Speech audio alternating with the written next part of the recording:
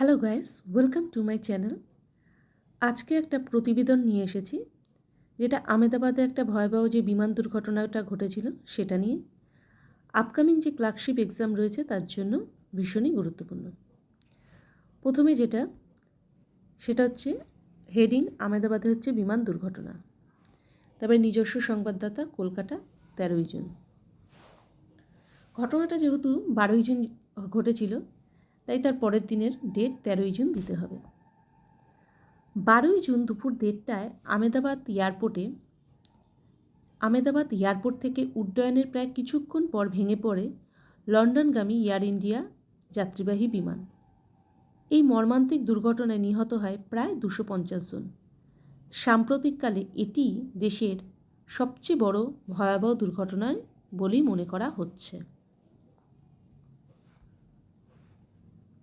জানা গিয়েছে, air India পরিচালিত বোয়িং 787 ড্রিমলাইনারটি টেক অফের পরেই এটিসির কাছে মে ডে কল করে দুর্ঘটনার কবলে পড়ে। উড্ডয়নের কিছুক্ষণ পরেই নিয়ন্ত্রণ হারিয়ে ফেলেন পাইলট। তারপরই আমেদাবাদ এয়ারপোর্টে রানওয়ে থেকে 1.7 কিলোমিটার দূরে আমেদাবাদ সিভিল হাসপাতালের সাথে সংযুক্ত ভিজে মেডিকেল কলেজ ক্যাম্পাসের হোস্টেল ব্লকে বিধ্বস্ত হয়। বিমানটিতে ক্রু এবং পাইলট সহ মোট 242 জন যাত্রী ছিল। এর মধ্যে 241 জন ঘটনাস্থলেই মারা যান। অলৌকিকভাবে বেঁচে যান একমাত্র যাত্রী বিশ্বাস কুমার রমেশ নামে এক ব্রিটিশ ভারতীয় নাগরিক।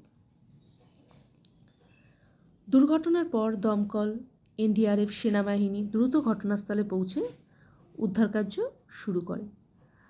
আহতদের দ্রুত আমেদাবাদ সিভিল হাসপাতালে ভর্তি করা হয়।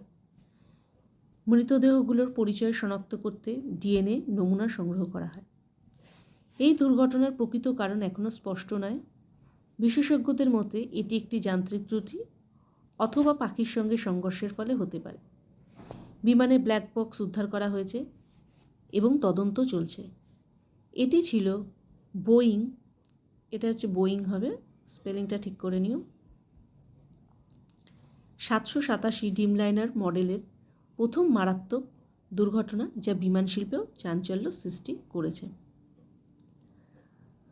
লাস্ট প্যারা, যেটা প্রধানমন্ত্রী নরেন্দ্র মোদী ঘটনাস্থলে পৌঁছেছেন, তদন্ত শুরু হয়েছে। সরকার এবং টাটা গোষ্ঠী নিহতদের পরিবারকে 1 কোটি টাকা ক্ষতিপূরণ দেওয়ার ঘোষণা করেছে।